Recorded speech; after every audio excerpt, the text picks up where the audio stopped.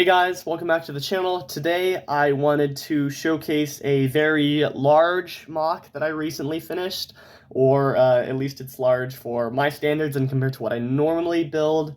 I think it's actually the largest MOC that I've ever created, so it's pretty big. It's around 80-ish studs long, 16 studs wide, so that's 5 inches wide and around about 2 feet long.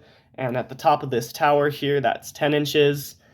This is a warship that I made. It's well, very small for a warship. It's a corvette, patrol boat, whatever you want to call it. So I just wanted to take you through it today, show you some of the details that I built. I guess we should start off with the tour. Up at the front here, this is a 50mm gun. And I guess while we're up here, we should probably talk about how I managed to make this curve. So there's a hinge up at the front here, and there's also a hinge in here.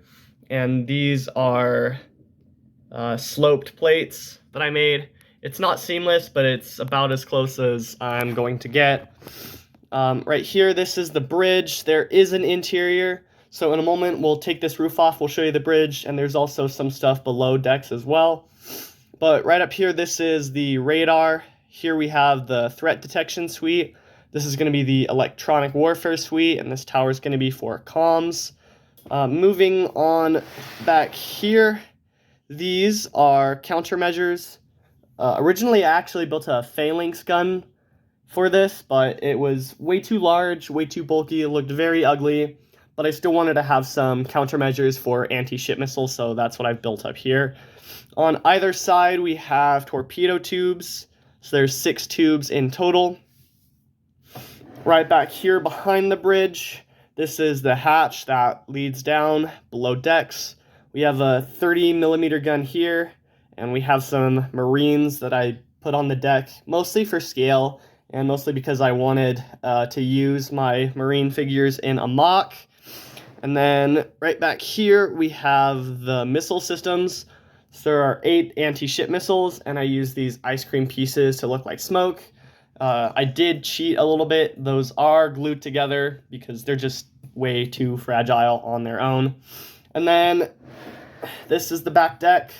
You could, if you wanted to, these come off pretty easily. So if I wanted to take these off at some point, I could put like a small helicopter, like a Little Bird helicopter back here, if this ship were to be doing close to shore operations. So I'm gonna take the roof off and then we'll show you the interior. I wanted the interior to be very accessible on this ship, so these roof panels come off fairly easily. There we go. Then inside here, this is the bridge. So there's the helm right there.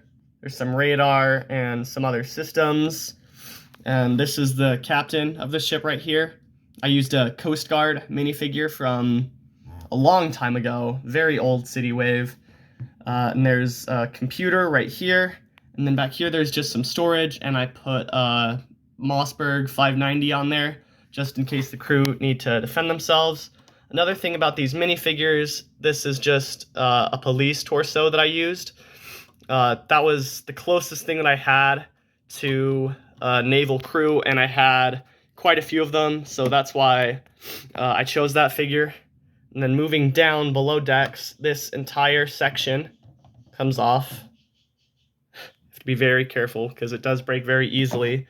And then this hatch does lead down, so you can open that up, and there is a ladder leading down in there.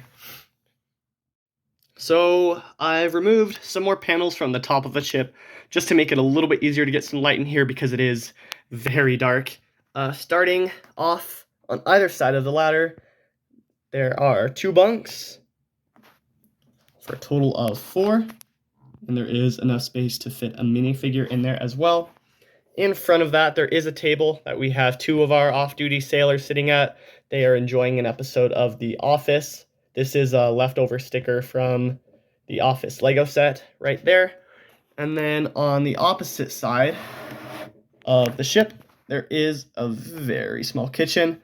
So there's a stovetop, a sink, a fridge, and above that there's a shelf for all the dishes. And then in front of that, this door leads to the bathroom that can swing all the way open. This guy's just in the way. There is a sink and a toilet, and I did include a shower. This is just a cape piece that I've used as a curtain. That worked very well. It is very small, very cramped down here, but I am very proud of all the amenities that I managed to include for our sailors. Unfortunately, there's just not enough space in the other sections of the ship to include any more interior space. So when I started this build, I did plan to have an engine room in here, maybe an officer's quarters up here, or more operations, more computer stations, maybe a comms room, but I just ran out of room. But I'm still pretty satisfied with what I did manage to include. I am incredibly proud of the way this mock turned out, especially after the countless hours that I spent trying to make it come together. And I really hope that you enjoyed checking out this build as much as I enjoyed making it. Thank you so much for watching, and stick around for more awesome builds like this in the future.